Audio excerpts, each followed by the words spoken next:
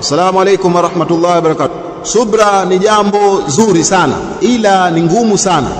Je, unatushauri nini au una dua gani tuilete ili tuweze kuwa ni miongoni mwa wenye kusubiri, kwa maana wenye subra? Subra ni jambo ambalo linapendeza mno kwa Allah, lakini jambo ambalo linachukiza mno kwa shetani alayhi la'natu min Allah, kwa sababu shetani kila atakapoleta silaha zake akakutoa katika ule upande wa Allah, wewe unakuwa ni mwenye kusubiri, hutoki.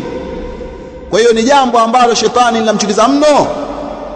Kwa hiyo wewe katika dua zako unazoomba omba hata kwa Kiswahili Allah nifanye kuwa ni mwenye kusubiri, au Allahumma ja'alni minas sabirin, Allah nijalie mimi miongoni mwa wenye kusubiri.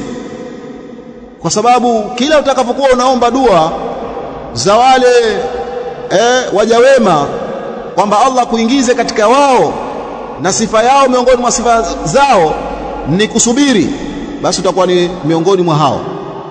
Na huku ukao unakithirisha kufanya matendo mema, kwa sababu subra inajengwa na matendo mema. Swala za faradhi ukawa unaziswali, swala za sunna ukawa unaziswali, ukawa unafunga funga za sunna, na vile vile ukawa unasoma Qur'ani, unaleta adhkari za asubuhi na jioni wakati wa kulala, ili usimpe mwanya shetani alayhi la'natu min Allah. Wallahu a'lam.